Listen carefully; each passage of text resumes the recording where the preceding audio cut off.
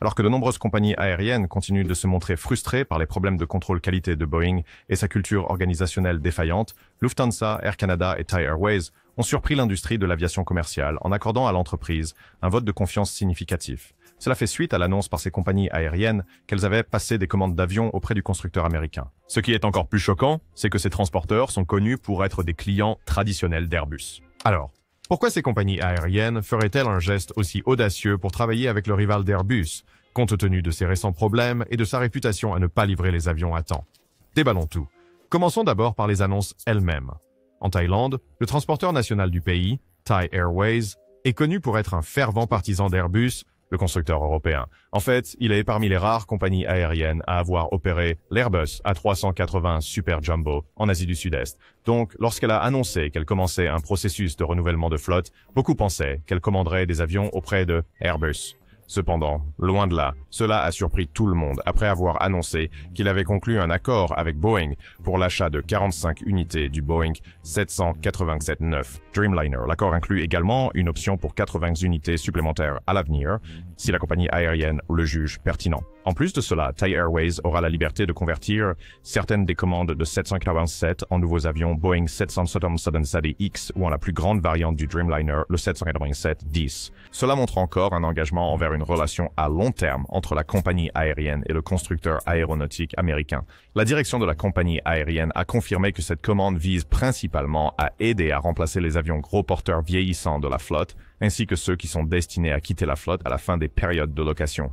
En plus d'acheter des avions, Thai Airways a également conclu des accords avec des bailleurs pour davantage d'avions gros porteurs. Un tel accord est avec une société de location d'avions connue sous le nom d'AirCap, qui permettra à la compagnie d'ajouter 3 avions supplémentaires, Boeing 787-9 à sa flotte. De plus, un autre accord avec une autre société de location, appelée Air Lease Corporation, verra 3 autres jets 787-9 devenir partie de la flotte. 7500 km nautiques plus loin, en Allemagne, le transporteur national du pays, Lufthansa, a également choqué toute l'industrie de l'aviation commerciale après avoir annoncé un plan qui indique un changement d'Airbus vers Boeing.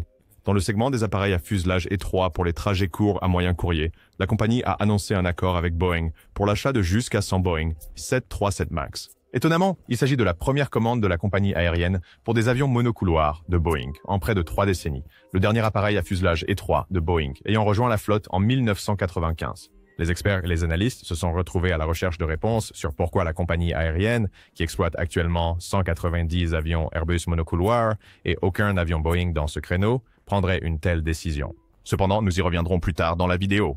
Récemment, l'entreprise a également annoncé des plans pour remplacer ces avions gros porteurs vieillissants par des jets plus modernes et économes en carburant. Les avions spécifiques à remplacer sont l'Airbus A340-300 et l'Airbus A330-300. Maintenant, étant un client de longue date d'Airbus, on s'attendait à ce que la compagnie aérienne sélectionne un avion Airbus tel que l'A350 pour remplacer les vieux jets. Cependant, à l'instar de Thai, Lufthansa a pris la décision surprenante de passer à Boeing en annonçant une commande ferme de 34 unités de l'appareil Boeing 787 Dreamliner. De plus, la compagnie aérienne nationale allemande a montré une préférence accrue pour Boeing après avoir passé commande de 20 unités de la version passager du nouveau Boeing 767X et de 7 unités de la version cargo de l'appareil. Dans ce que beaucoup perçoivent comme un geste de réciprocité, Boeing a annoncé que Lufthansa sera le client de lancement du nouvel avion, avec la première unité prévue pour rejoindre la compagnie aérienne en 2026. Cela empire pour Airbus après qu'un autre client de longue date a annoncé son intention de travailler avec le rival. Cette compagnie aérienne n'est autre qu'Air Canada, qui a également annoncé son intention de renouveler sa flotte long courrier à fuselage large en remplaçant ses vieux Airbus A330-300 par des avions plus économes en carburant et en coût. Maintenant, du fait que les avions vieillissants à remplacer sont fabriqués par Airbus, il était presque évident que le transporteur national canadien opterait pour un type d'avion Airbus, dans une démarche visant à maintenir la compatibilité de la flotte et à s'aligner avec sa longue histoire de vol avec des jets gros porteurs Airbus. Cependant, la compagnie aérienne a surpris tout le monde en passant commande de 18 unités de Boeing 787-10 Dreamliner pour remplacer les anciens avions Airbus. Il a également été révélé que cette commande comprend une option pour 12 unités supplémentaires du même appareil à l'avenir. De plus, la compagnie aérienne s'est également engagée à acheter 12 Boeing 737 MAX pour étendre son réseau domestique, régional et transatlantique. Ce mouvement est également considéré comme un indicateur significatif du passage d'Airbus au constructeur aéronautique américain. Air Canada a également décidé de ne pas ajouter d'appareils Airbus et a choisi d'investir dans la remise en service de 2 unités des Boeing 767-300 UR. L'appareil sera configuré avec 211 sièges répartis en 2 classes, 24 sièges en classe affaires et 187 sièges en classe économique. Il est également confirmé qu'il prévoit de déployer ces avions vers des destinations aux États-Unis, au Canada et en Jamaïque. Cela nous amène à l'éléphant dans la pièce. Pourquoi ces transporteurs feraient-ils des gestes aussi audacieux pour passer à Boeing, malgré une longue histoire de partenariat avec Airbus? Le fait est que ces compagnies aériennes n'ont pas pris ces décisions à l'aveuglette. Au contraire, les décisions se sont basées sur des mois d'analyse et de consultation. Maintenant, l'un des facteurs que des compagnies comme Air Canada et Lufthansa ont pu considérer pendant cette période est la capacité de charge utile. Dans le monde de l'aviation, une capacité de charge utile plus élevée signifie qu'une compagnie aérienne peut transporter plus de passagers, de frais ou les deux sur un seul vol, maximisant ainsi les revenus potentiels. Plus important encore, une charge utile plus élevée permet de répartir les coûts opérationnels tels que le carburant, les frais aéroportuaires et les salaires de l'équipage sur un plus grand nombre de clients payants, rendant ainsi chaque vol plus rentable. En bref, une charge utile plus élevée permettra à une compagnie aérienne de gagner plus d'argent tout en maintenant les coûts par passager ou par livre de fret plus bas, améliorant ainsi la rentabilité globale. Et c'est là qu'intervient le 737 MAX que Lufthansa et Air Canada ont commandé. Cet avion surpasse l'A320neo dans presque tous les aspects, à commencer par la capacité de siège, où il peut accueillir jusqu'à 210 passagers contre 194 passagers pour le A320neo. Il a également un poids maximum au décollage plus élevé de 182 200 livres, comparé aux 174 200 livres de l'A320neo.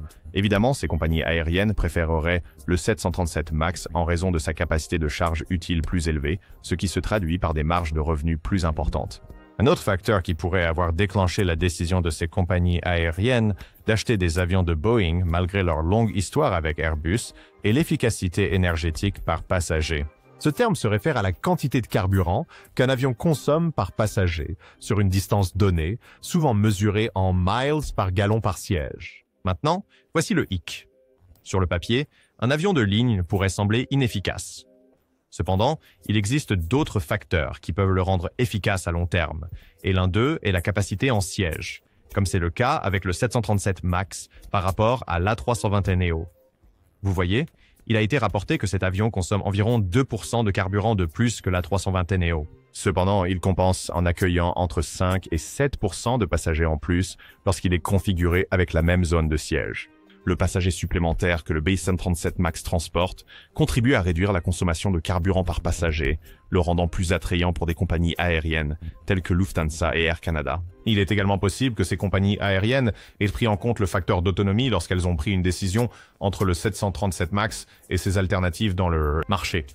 Pour comprendre cela, il faut examiner ce que les deux options concurrentes offrent. Le Boeing 737 MAX offre une autonomie allant jusqu'à 3550 miles nautiques, tandis que l'Airbus A320neo a une autonomie d'environ 3400 miles nautiques. Bien que la différence puisse sembler minime, elle peut se traduire par des différences de revenus significatives à long terme pour les compagnies aériennes. Les 150 miles nautiques supplémentaires que le 737 MAX offre signifient que les transporteurs peuvent exploiter des routes plus longues sans avoir besoin d'arrêt pour ravitaillement, améliorant ainsi l'efficacité opérationnelle et la commodité pour les passagers. En fait, les passagers sont également plus susceptibles de choisir une compagnie aérienne en fonction du fait qu'elle propose des vols directs vers leur destination. Ainsi, en choisissant l'avion monocouloir fabriqué par Boeing, Lufthansa peut le déployer vers des destinations telles que Dubaï ou même Lagos. De même, Air Canada, avec des hubs à Toronto et Vancouver, peut utiliser le 737 MAX pour desservir des villes comme Lima et Honolulu sans escale de ravitaillement. Maintenant, on pourrait soutenir que l'A320neo peut également couvrir ces distances. Cependant, les dynamiques opérationnelles et la configuration de la cabine de ces compagnies aériennes le placent en désavantage, faisant du 737 MAX une meilleure alternative entre les deux. Burger Racers, comme deux fabricants d'avions, pourraient également avoir contribué à leur décision d'acheter les avions monocouloirs de Boeing et d'ignorer leurs rivaux d'Airbus.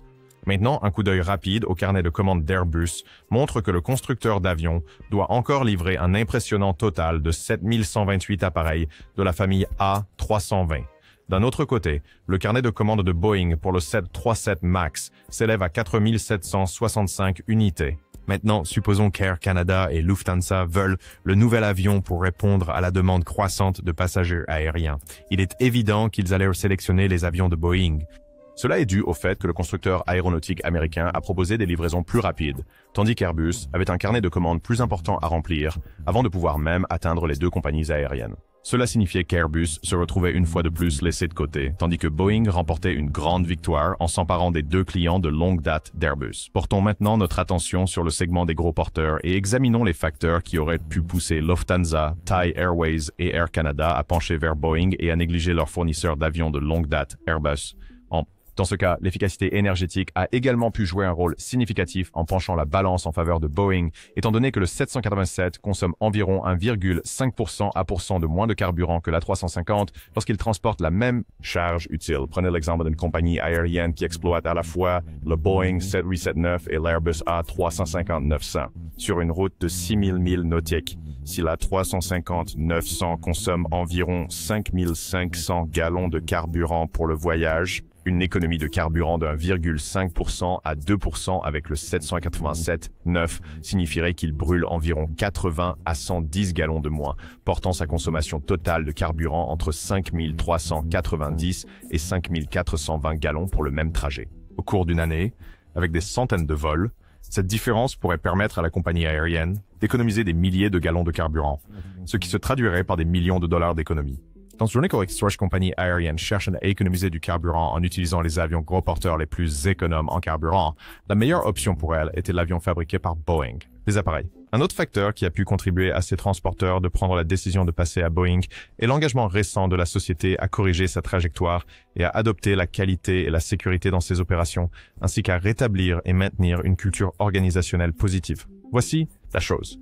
Depuis que Boeing a fusionné avec McDonnell Douglas en 1997, l'entreprise a commencé à s'éloigner de sa culture d'ingénierie et est devenue une entreprise orientée vers le profit qui ferait n'importe quoi pour sortir des avions de la ligne de production aussi rapidement que possible. Au fil du temps, la qualité de ces avions a considérablement diminué. Et en 2018 et 2019, les répercussions de ce changement ont fini par se faire sentir. Deux avions Boeing 737 MAX 8 se sont écrasés, entraînant la perte de vie de 346 âmes. Il a été révélé plus tard que l'entreprise avait incorporé un logiciel informatique connu sous le nom de Maneuvering Characteristics Augmentation System et omis de le mentionner dans la documentation. Elle n'a également ni informé les autorités ni les compagnies aériennes de la présence de ce logiciel. Tout cela dans le but d'éviter la nécessité d'une formation sur simulateur pour les pilotes passant à cette série depuis la série de génération suivante. Boeing était certain que si les compagnies aériennes savaient qu'elles n'avaient pas à engager des coûts supplémentaires pour passer leurs pilotes à la nouvelle série MAX, elles se précipiteraient pour la nouvelle avion. Cela montrait clairement jusqu'où la société irait pour augmenter ses revenus et ses marges bénéficiaires. Un autre cas est celui de l'appareil Boeing 777X. Le passage de la société d'une focalisation sur la qualité et la sécurité au profit a conduit à l'incapacité de livrer les avions aux compagnies aériennes et aux opérateurs dans les délais convenus, à leur grande déception. Cependant, à la suite d'un examen accru des autorités et de critiques continues d'autres acteurs de l'industrie, Boeing s'est engagé à changer sa culture et à redevenir le géant de l'ingénierie aéronautique qu'il était autrefois. Maintenant, la personne responsable de ce processus de changement n'est autre que Kelly Ortberg, le nouveau directeur général de l'entreprise.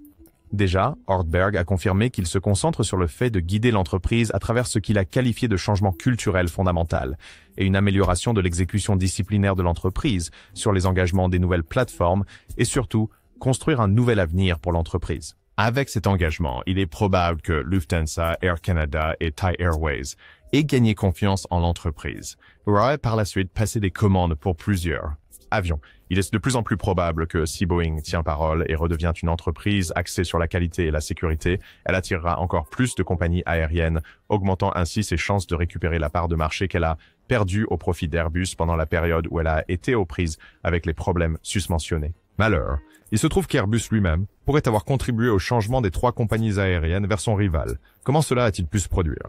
Pour répondre à cette question, nous devons remonter le temps jusqu'en 2021, lorsque l'un des plus grands opérateurs d'Airbus A350 au niveau mondial, Qatar Airways, était engagé dans un litige juridique avec Airbus après avoir découvert un problème de peinture sur le fuselage de certains avions gros porteurs. Cependant, plutôt que de résoudre le problème en s'engageant à repeindre, Airbus a rejeté les préoccupations du Qatar, déclarant que le problème était surtout cosmétique et ne posait pas de risque significatif pour la sécurité globale du avion. Le problème s'est ensuite aggravé au point qu'Airbus annule toutes les commandes en attente vers le Qatar. L'affaire a fini par se retrouver à la division de la technologie et de la construction de la Haute Cour de Londres avant que les parties ne conviennent de régler leurs différends en dehors de tribunal. De manière surprenante, Lufthansa avait également signalé un problème similaire auparavant, après avoir découvert que certains des A350 avions de sa flotte avaient subi des dommages cosmétiques. Airbus a ensuite admis que l'avion subissait une usure précoce de la surface. Sur cette base, de nombreuses compagnies aériennes ont critiqué Airbus pour la façon dont il a géré ce problème. En gardant cela à l'esprit, il est possible que Lufthansa, Air Canada et Thai Airways aient décidé d'éviter la probabilité que de tels incidents se produisent, d'où les décisions d'acheter leurs avions auprès de Boeing. Passons aux facteurs qui ont pu déclencher la décision de ces compagnies de passer à Boeing. Qu'est-ce que cela signifie pour Airbus? Ce changement signifie que davantage de compagnies aériennes pourraient effectuer la transition si elles ont besoin de nouveaux avions pour le renouvellement ou l'expansion de leur flotte. Par conséquent, pour s'assurer de ne pas perdre encore face à Boeing, Airbus doit élaborer des mesures pour devenir le fabricant préféré pour fournir les avions. L'un des moyens de le faire est de s'engager à fournir un avion capable de concurrencer plus efficacement le 737 MAX, et c'est le nouvel avion monocouloir de nouvelle génération que l'entreprise explore. Le nouvel avion devrait succéder à la famille A320neo. Avec le nouvel avion, Airbus prévoit d'incorporer de nouveaux moteurs plus économes en carburant, une nouvelle conception d'aile, une structure principale plus légère en alliage avancé et une cabine plus large et plus confortable. Maintenant, supposons qu'Airbus réussisse à concrétiser ce plan. Il sera mieux positionné pour rivaliser avec Airbus et minimiser les risques de perdre ses clients de longue date au profit du constructeur aéronautique américain en raison d'un manque d'avions compétitifs. Cependant, il est également important de noter que la transition pourrait ne pas être facile pour les trois compagnies aériennes. Vous voyez, pour une compagnie aérienne comme Lufthansa, qui exploite actuellement une flotte composée uniquement d'appareils Airbus à fuselage étroit, intégrer l'avion 737 MAX s'avérera être une tâche difficile. Tout d'abord, il devra aborder les défis liés à la modification de la cohérence de la flotte. De plus, il devra former les membres d'équipage et trouver des fournisseurs et d'autres parties de la chaîne d'approvisionnement nécessaires pour maintenir le 737 MAX en parfait état. Le cas est le même pour d'autres compagnies aériennes, car elles devront également relever les défis liés à l'ajout d'un nouveau modèle d'avion à leur flotte. Néanmoins, il reste à voir si leurs décisions d'acheter des avions chez Boeing influenceront d'autres compagnies aériennes à faire de même et potentiellement modifier la dynamique actuelle de l'industrie. N'oubliez pas de vous abonner à la chaîne pour plus de vidéos comme celle-ci et nous vous verrons très bientôt.